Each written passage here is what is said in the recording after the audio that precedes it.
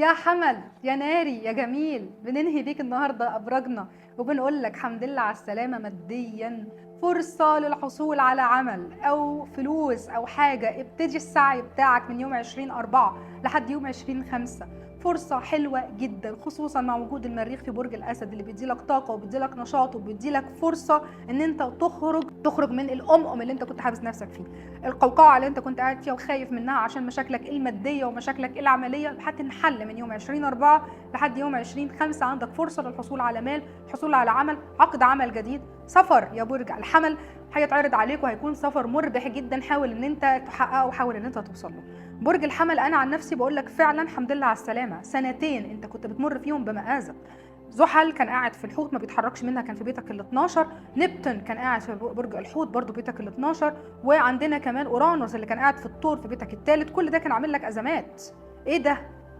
ايه ده يا برج الحمل؟ انت كنت بتمر بايه بقالك سنتين؟ ده انت بقالك يمكن 11 سنه في مأساة. بس خلينا نقول بقى الحمد لله على سلامتك، كل ده بينحل معاك من شهر 20/4.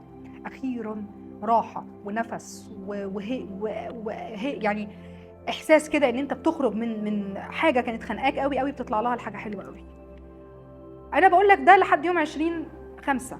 طب بعد 20/5 الشمس بتنتقل الى برج الجوزاء، بيتك الثالث، بيت العلاقات. حاول توطد علاقاتك برؤسائك في العمل او بشركاء العمل بتوعك، دي اهم حاجه بالنسبه لك. انت بتسعى الفتره دي الى المال وبتسعى الفتره دي الى العمل، وده اللي انت هتوصله وده الحاجه اللي انت بتدور عليها. عندك دخل مالي حلو جدا جدا هيجي لك ان شاء الله، اسعى اليه بس اسعى صح في المكان الصح عشان توصل للي انت عايزه. عندك فرصه لتحقيق امنيه، عندك فرصه لشراء شيء جديد، او ممكن كمان حاجه تكون كانت متعطله ماديا وتحصل. يعني ممكن مثلا كان ورث انت مش عارف تحصل عليه، هتحصل عليه. نفقه لو انت زوجه او انت زوج مثلا، المفروض في نفقه المفروض توصل لك، في علاوه في شغلك، في ترقيه في شغلك، في حاجه هتحصل في الشغل، في عقد عمل جديد للناس اللي بتشتغل اشغال حره، في حاجه هتحصل، في سفر هيحصل، والسفر ده هيكون سفر ممكن عمل او تحصل منه على حاجه ماديه انت ما كنتش متصورها. برج الحمل بتمنى لك الشهر ده ان انت تحقق اللي انت عايزه، حتى لو كان من بعد 20/5 الشمس هتطلع من بيت المال بتاعك وهتروح الى بيت العلاقات.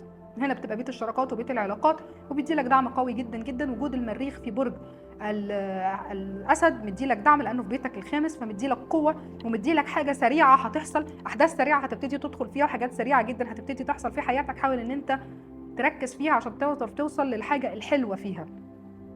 برج الحمل كمان فرصة للاستشفاءات أخيرا، وفرصة لفك التعلق لو كان في ناس متعلقين بأشخاص أو متعلقين بأشياء، هي دي فرصة هائلة وفترة كويسة جدا جدا للشغل على فك التعلق بالنسبة لك يا برج الحمل. مع إنك أنت قوي وبتقدر على نفسك، مش محتاج تفك التعلق، أنت بتعرف تفك نفسك كويس. لكن أنا بتمنى لك السعادة وبتمنى لك الخير في العموم، وعندك إن شاء الله فترة حلوة حاول تستغلها قدر الإمكان. وكان معاكم سارة فودة، خبيرة الفلك والطاقة والتاروت. سلام.